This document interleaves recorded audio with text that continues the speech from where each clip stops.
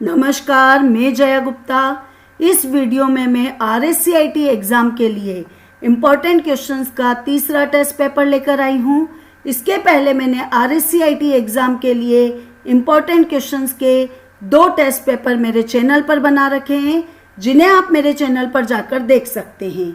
मेरा विश्वास है यदि आप RSCIT एग्ज़ाम की तैयारी कर रहे हैं तो मेरे ये टेस्ट पेपर आपको एग्ज़ाम पास करने में बहुत ही मददगार साबित होने वाले हैं। यदि आप इन टेस्ट पेपर की सहायता से तैयारी करेंगे तो आपको सफलता अवश्य मिलेगी।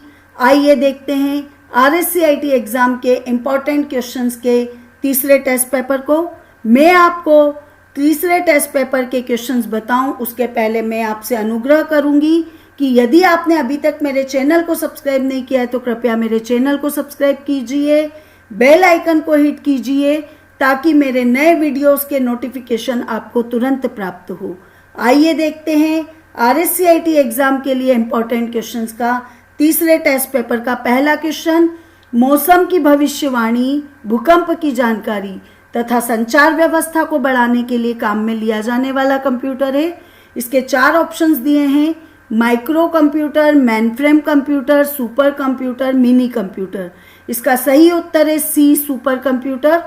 मैं आपकी जानकारी के लिए बता दूं कि ये चारों कंप्यूटर के प्रकार हैं और सुपर कंप्यूटर इन सब में सबसे ज़्यादा पावरफुल, सबसे फास्ट स्पीड से काम करने वाला, सबसे बड़ा और सबसे उपयोगी कार्यों के लिए यूज़ किया जाने वाला कंप्यूटर है। इसके द्वारा हम जैसे मौसम की जानकारी, भूकंप की जानकारी यानी अंतरिक्ष से इंफॉर्मेशन निकालने का काम, संचार व्यवस्था को बढ़ाने का काम, रिसर्च एंड डेवलपमेंट का काम, ऐसे कार्य इस कंप्यूटर की सहायता से करते हैं। दूसरा प्रश्न है ऑपरेटिंग सिस्टम किस प्रकार का सॉफ्टवेयर है। इसके लिए 4 ऑप्शंस दिए हुए हैं: application software, system software, virus, utility software. इसका सही उत्तर है सिस्टम सॉफ्टवेयर। ऑपरेटिंग सिस्टम या सिस्टम सॉफ्टवेयर दोनों इस तरह के प्रोग्राम हैं जो कि हमारे सिस्टम को चलाने के लिए, कार्य करने के लिए आवश्यक होते हैं। इसके अलावा जो 3 ऑप्शंस दिए हैं, एप्लीकेशन सॉफ्टवेयर। एप्लीकेशन सॉफ्टवेयर वे प्रोग्राम्स होते हैं जो किसी विशेष कार्य के लिए बनाए जाते हैं, जिनकी सहायता से हम केवल उस विशेष कार्य को ही कर पाते हैं।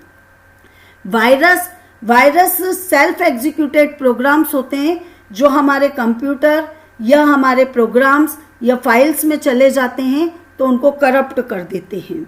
और चौथा है यूटिलिटी सॉफ्टवेयर। तो यूटिलिटी सॉफ्टवेयर सिस्टम सॉफ्टवेयर का ही एक हिस्सा है जो कि हमारे कंप्यूटर में यूटिलिटी बढ़ाने का कार्य करते हैं, जिससे हम कंप्यूटर पर आसानी से कार्य कर सकते हैं।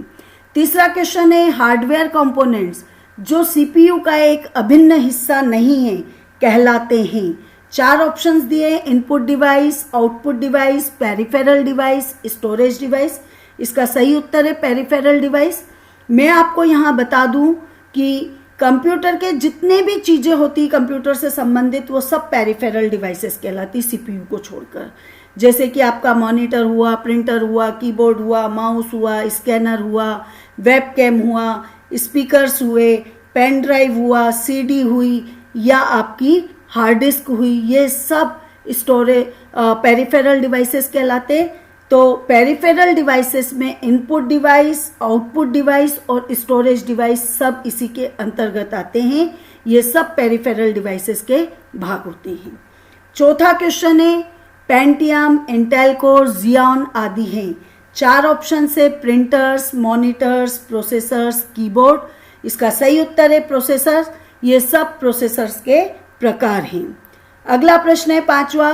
यह एक विशेष स्कैनर है जो पेंसिल या पेन द्वारा किए गए निशान को एक पूर्व निर्धारित प्रकार के आधार पर पहचान करने के लिए उपयोग में लिया जाता है। इसके 4 ऑप्शन दिए हैं: light pen, joystick, barcode reader, OMR। तो इसका सही उत्तर है डी, OMR। OMR का पूरा नाम है ऑप्टिकल मार्कअप रिकॉग्निशंस। ये हमारे द्वारा जो मार्क किए गए चिन्ह होते हैं उनको रिकॉग्नाइज करता है और उनकी वैल्यू को कंप्यूटर में स्टोर करता है। जैसे अभी आप ये RSCIT का एग्जाम देने वाले हैं तो इसके आंसर्स को ABCD में जो सही आंसर होगा उसको आप गोले गोले बनाएंगे, तो इसी डिवाइस के द्वारा वो गोले की जो वैल्यू है वो पढ़ी जाएगी और कंप्यूटर में उनका आंसर आपका रिकॉर्ड होगा और उसके आधार पर आपका रिजल्ट तैयार होगा। अगला क्वेश्चन है, इंजीनियरिंग की उच्च गुणवत्ता वाली कलाकृतियों जैसे कि vector graphics, building plan, circuit diagram आदि को प्रिंट करने के लिए काम में लिया जाने वाला उपकरण है। इसके लिए 4 ऑप्शंस दिए हैं, monitor, laser printer, thermal printer और प्लॉटर। इसका सही उत्तर है प्लॉटर। ये भी एक तरह का प्रिंटर ही है क्योंकि ये भी प्रिंट करने का काम करता है, पर ये बड़ी साइज के डॉक्यूमेंट को यानी बड़ी साइज के चीज़ों को प्रिंट करता है, जैसे कि बिल्डिंग प्लान जिनको कि हम ब्लूप्रिंट्स कहते हैं, वो बड़ी शीट पे निकलते हैं। सर्किट डायग्राम ये भी बड़ी शीट पे निकलते हैं, तो उनको प्रिंट करने के लिए प्लॉटर का प्रयोग किया जाता है। क्वेश्चन नंबर 7, निम्न में से सबसे अधिक गति वाली मेमोरी है। 4 ऑप्शन दिए हैं, cache memory, main memory, secondary memory, ROM. इसका सही उत्तर है ए, कैश मेमोरी।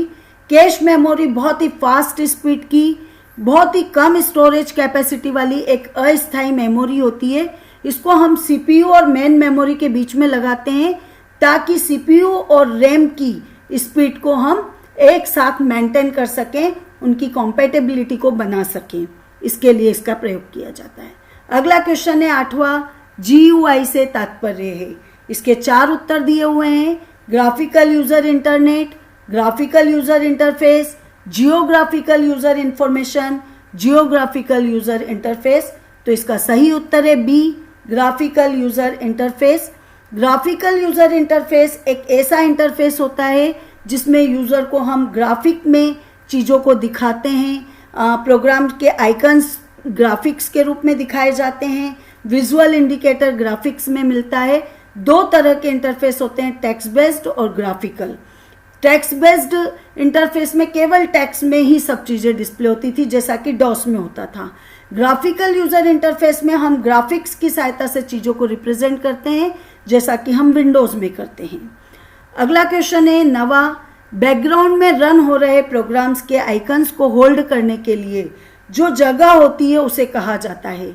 4 ऑप्शंस दिए हैं, system tray, folders, desktop, task bar. इसका सही उत्तर है A, system tray. System tray task bar पे होती है और ये एक वो स्थान होता है जहाँ पे जो भी प्रोग्राम रन हो रहे हैं या यानी जिनको हमने अभी मिनिमाइज कर रखा है उनके आइकन इस पे दिखाई देते हैं कि कौन कौन से प्रोग्राम अभी खुले हुए हैं। तो ये सिस्टम ट्रे कहलाती है। टास्क बार मैंने आपको बता दिया कि सबसे नीचे वाली लाइन होती है जिसपे कई सारे आइकन्स होते हैं और स्टार्ट बटन होता है जिसकी सहायता से हम प्रोग्राम को ओपन करते हैं। कोर्टाना विंडो होती है वगैरह, ये सारी चीज़ें इस पे डिस्प्ले होती है। डेस्कटॉप आपके मॉनिटर की पूरी स्क्रीन जिसको डेस्कटॉप कहा जाता है, जिसको हम ओपन करते हैं तो जिसपे हमें आइकन्स वगैरह दिखाई देते हैं। फोल्डर्स वो स्थान होता है जहां हम एक टाइप की फाइलों को स्टोर करने के लिए इसे यूज करते हैं। अगला क्वेश्चन है 10वां, विंडोज 10 में Microsoft voice powered personal assistant है। 4 ऑप्शंस दिए हुए हैं, Microsoft Edge, Cortana, control panel, Windows mobility centre. इसका सही उत्तर है बी, कोर्टाना। कोर्टाना एक ऐसी ही सुविधा है जो कि विंडोज 10 में दी गई है, जिसके द्वारा हम बोलकर कोर्टाना में हम जैसे ही बोलेंगे वहाँ टाइप हो जाएगा और वो प्रोग्राम ओपन हो जाएगा। इसके अलावा जो 3 ऑप्शन दिए जैसे कि Microsoft Edge, Microsoft Edge internet explorer का ही एक रूप है, उसी को इस नाम से जाना जाता है आज की तारीख में। यानी यह एक वेब ब्राउज़र है जिसके द्वारा हम इंटरनेट पर नेविगेट कर सकते हैं। कंट्रोल पैनल एक ऐसी सुविधा होती है जिसके द्वारा हम हार्डवेयर और सॉफ्टवेयर को हमारे कंप्यूटर में इंस्टॉल कर सकते हैं, उनको मैनेज कर सकते हैं।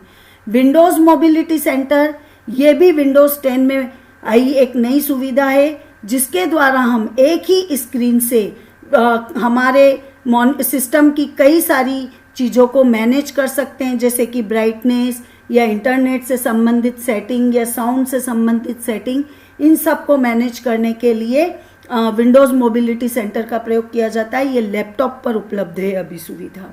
अगला क्वेश्चन है 11वां, किसी लैपटॉप के विंडोज़ 10 में स्पीकर की आवाज़, वायरलेस नेटवर्क कनेक्शन स्टेटस और डिस्प्ले की ब्राइटनेस आदि सभी सेटिंग को एक ही स्थान पर प्राप्त करने का स्थान है। इसके लिए 4 ऑप्शन दिए, Microsoft Edge, Cortana, control panel और विंडोज मोबिलिटी सेंटर। तो इसका सही उत्तर है विंडोज मोबिलिटी सेंटर। अभी मैंने आपको बताया कि विंडोज मोबिलिटी सेंटर एक ही स्क्रीन पे हम कई सारी सेटिंग को एक साथ कर सकते हैं, वो हमें प्रदान करता है। अगला प्रश्न है 12वां, एक ओपन सोर्स इंफॉर्मेशन स्पेस जहां डॉक्यूमेंट्स और बाकी के वेब रिसोर्सेज को उनके यूआरएल द्वारा पहचाना जाता है। इसके लिए 4 ऑप्शंस दिए हैं, www, दूसरा है सर्च इंजन, तीसरा है वेब ब्राउजर, चौथा है विंडोज। तो इसका सही उत्तर है ए, www, world wide web. World wide web, internet दोनों आपस में बहुत ही क्लोजली रिलेटेड है, दोनों एक दूसरे पे डिपेंडेंट है। वर्ल्ड वाइड वेब में कई सारी इंफॉर्मेशंस होती है जो कि लिंक्स के रूप में होती है और उनको हम इंटरनेट की सहायता से ओपन करके और देख सकते हैं। पर इंटरनेट की सहायता से उनको ओपन करने के लिए हमें उनका यूआरएल देना पड़ता है और यूआरएल का पूरा नाम है यूनिफॉर्म रिसोर्स लोकेटर। ये उनका एक तरीके से नाम होता है, यूनिक आइडेंटिटी, यूनिक एड्रेस होता है, जिसके द्वारा इंटरनेट पर उपलब्ध जो भी इंफॉर्मेशन से वो www की सहायता से हम ओपन करके और देख सकते हैं। अगला क्वेश्चन है 13वां, एक निजी नेटवर्क जो केवल उस संगठन के कर्मचारियों के लिए सुलभ होता है। इसके लिए 4 ऑप्शंस दिए हैं, पहला इंटरनेट, दूसरा इंट्रानेट, तीसरा www और चौथा उपरोक्त सभी। तो इसका सही उत्तर है इंट्रानेट। इंट्रानेट एक ऐसा नेटवर्क होता है जो एक ऑर्गेनाइजेशन के अलग अलग जगह पर स्थित ब्रांचेस के बीच में नेट कनेक्शन उपलब्ध करवाता है, यानी डेटा ट्रांसमिशन की सुविधा उपलब्ध करवाता है। जबकि इंटरनेट के द्वारा हम वर्ल्ड वाइड यानी डेटा ट्रांसमिट कर सकते हैं या डेटा एक्सेस कर सकते हैं। www का भी यही कार्य होता है कि हम वर्ल्ड वाइड वेब पे जाकर इंटरनेट की सहायता से सारी इंफॉर्मेशन को एक्सेस कर सकें। तो एक स्पेशल ऑर्गेनाइजेशन में जिसे कि हम मेन के द्वारा भी जान सकते हैं, मेट्रोपॉलिटन एरिया नेटवर्किंग के रूप में इसे हम जान सकते हैं कि कुछ जगहों पर स्थित जो सूचनाएं हमको लेनी है उन सबको हम एक साथ कनेक्ट करते हैं और उस नेटवर्क को कहते हैं इंट्रानेट। अगला क्वेश्चन है यूएसएसडी से तात्पर्य है। इसके लिए 4 ऑप्शन दिए हैं, अनस्ट्रक्चर्ड सप्लीमेंट्री सर्विस डेटा, दूसरा है अनस्ट्रक्चर्ड सिक्योर सर्विस डेटा, तीसरा है अनस्ट्रक्चर्ड सर्विस सिक्योर डेटा और चौथा है यूनिफाइड सप्लीमेंट्री सर्विस डेटा। तो इसका सही उत्तर है A, unstructured supplementary service data. USSD एक कोड होता है जो कि बिना इंटरनेट का प्रयोग किए बगैर भी हम कोई इंफॉर्मेशन को उपलब्ध करा सकते हैं किसी भी व्यक्ति को, और कई सारी कंपनियां अपने कस्टमर को इंफॉर्मेशन उपलब्ध कराने के लिए यूएसएसडी का प्रयोग करती है। अगला क्वेश्चन है 15वां, राजस्थान सरकार द्वारा स्कूलों में शिक्षा के स्तर को सुधारने के लिए बनाया गया शैक्षिक पोर्टल है।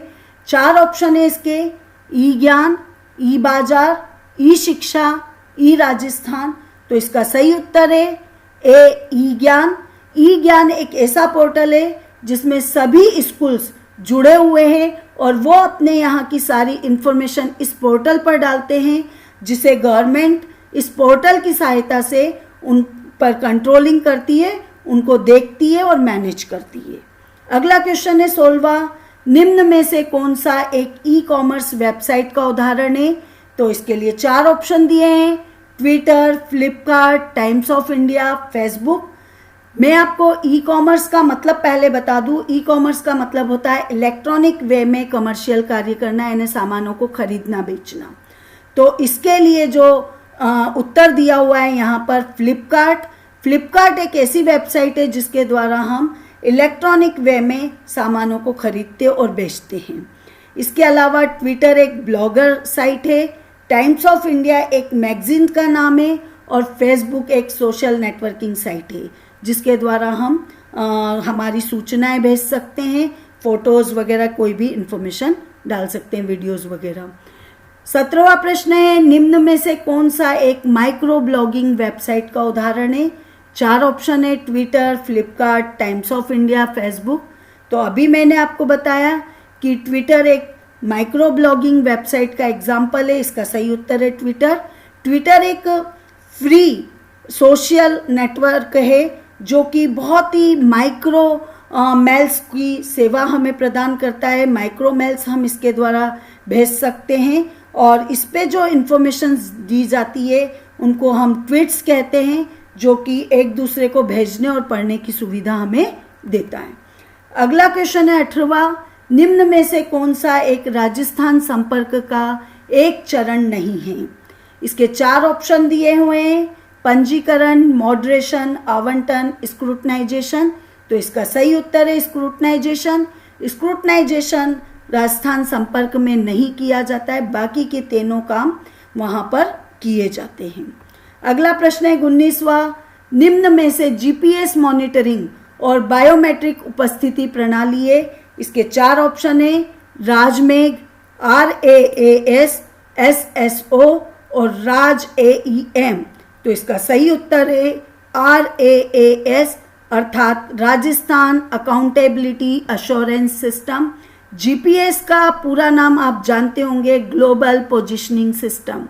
उसको यानी आपकी किसी की भी स्थिति को मॉनिटर करना और बायोमेट्रिक उपस्थिति हो रही है कि नहीं हो रही, इनको चेक करने के लिए जो यूज़ किया जाता है सिस्टम वो है RAAS। अगला क्वेश्चन है 20वां, रोजगार के लिए ऑनलाइन आवेदन किया जा सकता है। 4 ऑप्शन दिए हैं, ई मित्र के द्वारा, रोजगार विभाग की वेबसाइट के द्वारा, उपरोक्त दोनों के द्वारा और निम्न में से कोई नहीं। तो इसका सही उत्तर है उपरोक्त दोनों के द्वारा। मतलब हम ई मित्र के द्वारा भी ऑनलाइन आवेदन कर सकते हैं और रोजगार विभाग की जो ऑथेंटिक वेबसाइट है उसके द्वारा भी हम रोजगार के लिए ऑनलाइन आवेदन कर सकते हैं। अगला प्रश्न है 21वां, आधार कार्ड जारी किया जाता है। इसके 4 ऑप्शन है, UIDAI के द्वारा, NSDL के द्वारा, राजस्थान सरकार के द्वारा, उपरोक्त सभी के द्वारा। मैं यहाँ आपको एक छोटी सी जानकारी दे रही हूँ कि आधार कार्ड भारत सरकार द्वारा जारी किया जाता है, अर्थात इसके 2 उत्तर तो डायरेक्ट गलत हो गए, राजस्थान सरकार द्वारा और उपरोक्त सभी। अब ऊपर के 2 ऑप्शन हम देखें, UIDAI और NSDL। UIDAI का मतलब ही है unique identification authority of India और आधार कार्ड एक ऐसा ही यूनिक आइडेंटिफिकेशन होता है जो कि भारत सरकार द्वारा भारत के प्रत्येक नागरिक को दिया गया है। तो आधार कार्ड जारी किए जाते हैं UIDAI के द्वारा, NSDL यानी नेशनल सिक्योरिटीज डिपॉजिटरी लिमिटेड के द्वारा पैन कार्ड रिलीज किए जाते हैं। पैन कार्ड बनाने का काम NSDL करता है और आधार कार्ड बनाने का काम UIDAI करता है। अगला क्वेश्चन है 20वां, रोजगार के लिए ऑनलाइन आवेदन किया जा सकता है ई मित्र के द्वारा, रोजगार विभाग की वेबसाइट के द्वारा, उपरोक्त दोनों के द्वारा, निम्न में से कोई नहीं। ये क्वेश्चन मेरा रिपीट हो गया है यानी मेरा कर्सर पीछे चले गया।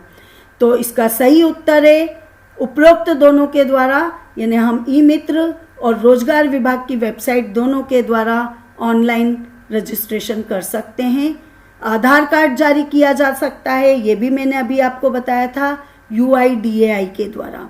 अगला क्वेश्चन है, पासपोर्ट के लिए ऑनलाइन आवेदन करने के लिए वेबसाइट है। 4 ऑप्शंस दिए हैं, www.passport.com, दूसरा है www.indiapassport.gov.in, तीसरा है www.passportindia.gov.in और चौथा है www.indiapassport.gov.in।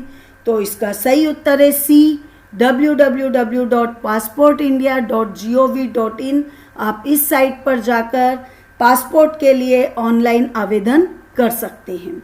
23वां प्रश्न है, निम्नलिखित में हैंडहेल्ड डिवाइस का प्रकार नहीं है। इसके 4 ऑप्शन दिए हैं, स्मार्टफोन, टैबलेट, फैबलेट, लैपटॉप। इसका सही उत्तर है लैपटॉप। अब मैं आपको थोड़ी सी जानकारी दूं, हैंडहेल्ड डिवाइस का मतलब होता है ऐसे डिवाइस जिनको हम हाथों के द्वारा मैनेज करते हैं, हाथों में रख के मैनेज करते हैं।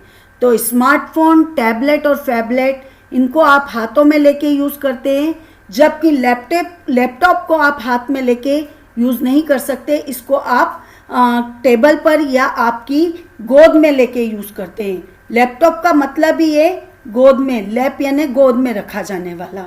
तो लैपटॉप हैंडहेल्ड डिवाइस नहीं कहलाता है। अगला क्वेश्चन है 24वां, किसी एंड्रॉयड स्मार्टफोन की हार्डवेयर और सॉफ्टवेयर जानकारी प्राप्त करने के लिए गुप्त कोड क्या है? इसके 4 ऑप्शंस दिए हुए हैं। *#12580 *369#। दूसरा है *#1234 *000#। तीसरा ऑप्शन है *84719 *854#। चौथा ऑप्शन है *0#। इसका सही उत्तर है ए। आप यदि *12580 *369# किसी भी स्मार्टफोन पर टाइप करेंगे तो उस स्मार्टफोन की हार्डवेयर और सॉफ्टवेयर की जानकारी आपको दिखाई देने लगेगी। अगला क्वेश्चन है 25वां, MS वर्ड में नया पैराग्राफ दर्ज करने के लिए किस की का प्रयोग किया जाता है? इसके लिए 4 ऑप्शंस दिए हैं। Shift enter, shift plus enter, control plus shift plus enter. इसका सही उत्तर है एंटर। एंटर की प्रेस करके हम किसी भी डॉक्यूमेंट में जब टाइपिंग करते हैं तो नई लाइन के लिए एंटर की का प्रेस करते हैं। नई लाइन का मतलब नया पैराग्राफ। एंटर की का एक और यूज होता है, मैं यहाँ आपको बताना चाहूँगी कि जब भी आपको कोई कमांड एग्जीक्यूट करना है, आपने कमांड सिलेक्ट कर रखा है और आप एंटर की प्रेस करेंगे तो वो कमांड एग्जीक्यूट हो जाएगा। मतलब सिलेक्टेड कमांड को एग्जीक्यूट करने के लिए भी एंटर की का प्रयोग किया जाता है।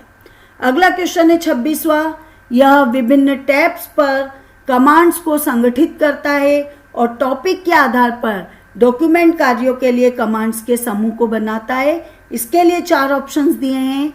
Ribbons, tabs, quick access tool bar और टाइटल बार। तो इसका सही उत्तर है रिबिन।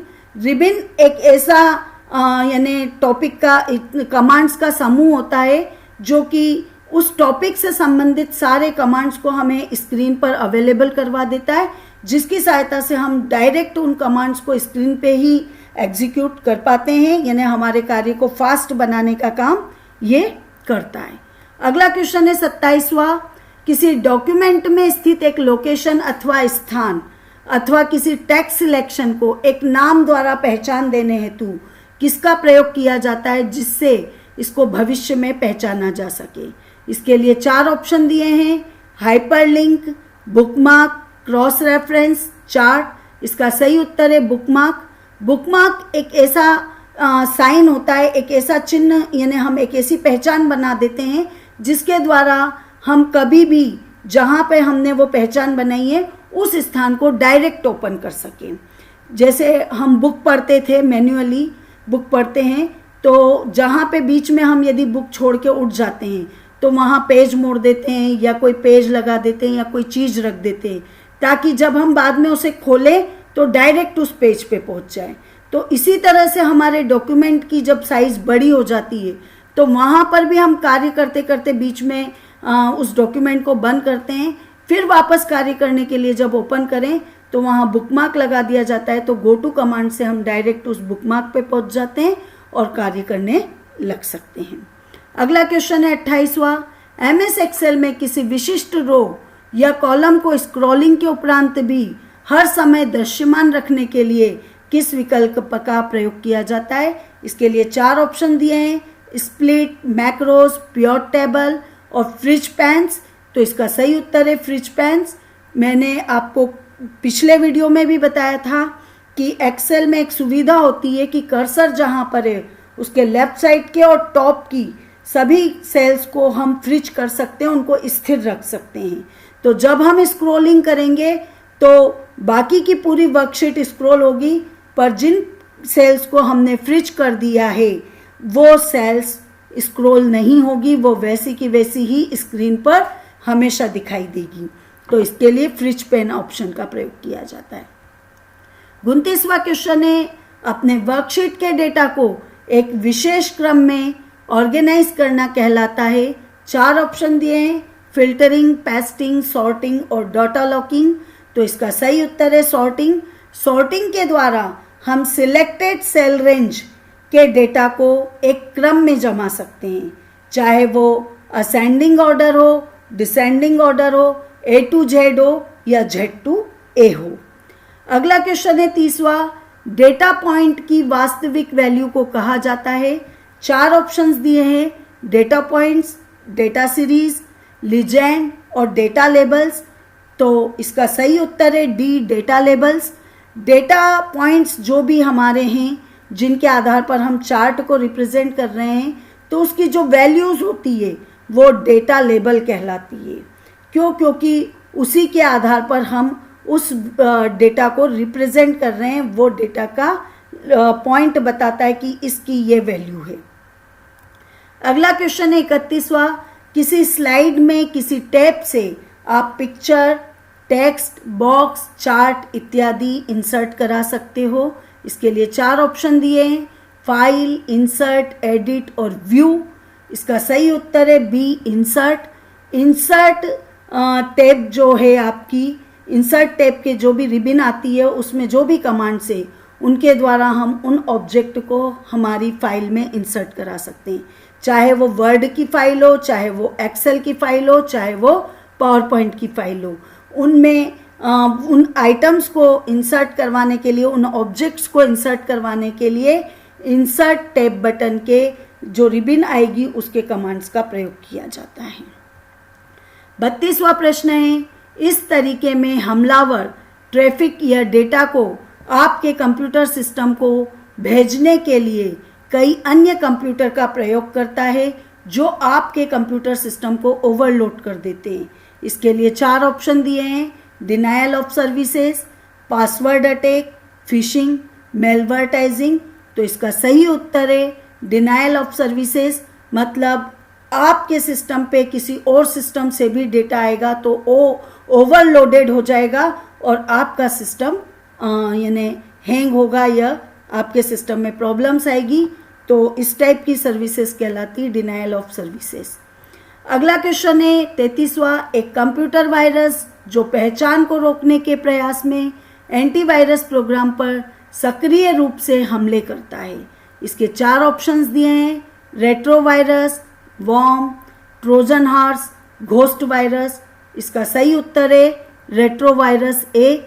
रेट्रो वायरस एक इस टाइप का वायरस है जो कि एंटीवायरस प्रोग्राम पे अटैक करके और उसको उसकी पहचान को रोकता है ताकि उसको कोई पहचान नहीं पाए, डिटेक्ट नहीं कर पाए एंटीवायरस सॉफ्टवेयर और वो हमारे कंप्यूटर को नुकसान पहुंचा सके। 34वां क्वेश्चन है, आमतौर पर किस प्रकार के निजी ईमेल खाते का उपयोग आपके कंप्यूटर पर ईमेल डाउनलोड करने के लिए किया जाता है। 4 ऑप्शंस दिए हैं, पहला POP3, दूसरा IMP, तीसरा HTTP और चौथा माइक्रोसॉफ्ट एक्सचेंज। तो इसका सही उत्तर है POP3। POP3 एक तरह का प्रोटोकॉल है जिसे पोस्ट ऑफिस प्रोटोकॉल के नाम से जाना जाता है।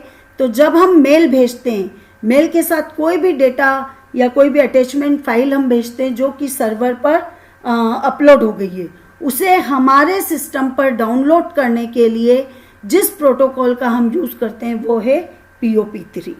अगला क्वेश्चन जो कि इस सीरीज का लास्ट क्वेश्चन भी है इस टेस्ट का, तो निम्न में से कौन सा वैध प्रोजेक्टर कनेक्टिविटी विकल्प नहीं है। 4 ऑप्शन दिए हैं, computer only, duplicate, inverted, extend. मैं आपकी जानकारी के लिए बता दूं, इसका सही उत्तर है वैसे इन्वर्टेड, पर अब मैं आपकी जानकारी के लिए बता दूं कि जब हम कोई प्रोजेक्टर को हमारे PC से कनेक्ट करते हैं तो जब हम उसमें केबल कनेक्ट करते हैं तो हमें एक ऑप्शन दिखाई देता है जहां 4 यानी एक की दिखाई देती है +P की। तो वहाँ 4 ऑप्शंस हमें दिखाई देते हैं, PC screen only, duplicate, extend और सेकंड स्क्रीन ओनली। इन 4 ऑप्शन में से जिस ऑप्शन को हम सिलेक्ट करेंगे उस हिसाब से हमारा PC और प्रोजेक्टर हमें डिस्प्ले दिखाएगा। मैं यहाँ इनके मतलब भी बता रही हूँ। पीसी स्क्रीन ओनली यदि आपने सिलेक्ट किया तो आपके पीसी पर तो आपको दिखाई देगा, पर प्रोजेक्टर स्क्रीन पर कुछ भी नहीं दिखाई देगा। यदि आपने डुप्लीकेट सिलेक्ट किया तो जो आपको पीसी स्क्रीन पर दिखाई दे रहा वही आपको प्रोजेक्टर की भी दिखाई देगा, यानी प्रोजेक्टर के पर्दे पे भी वही चीज़ दिखाई देगी। एक्सटेंड आपने सिलेक्ट किया तो पीसी स्क्रीन पे जो दिखाई दे रहा उसके बाद की चीज़ आपको प्रोजेक्टर के पर्दे पे दिखाई देगी। और चौथा ऑप्शन होता है सेकंड स्क्रीन ओनली। इसका मतलब है आपके पीसी पे कुछ भी दिखाई नहीं देगा, केवल प्रोजेक्टर के पर्दे पे ही आपको दिखाई देगा। तो इन चारों ऑप्शन में इन्वर्टेड कहीं भी नहीं है, तो इसलिए इसका सही उत्तर है इन्वर्टेड सी, क्योंकि यह एक वैध कनेक्टिविटी विकल्प नहीं है।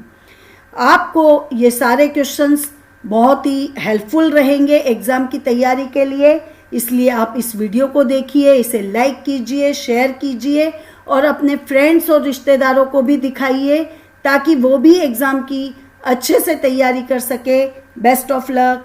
धन्यवाद।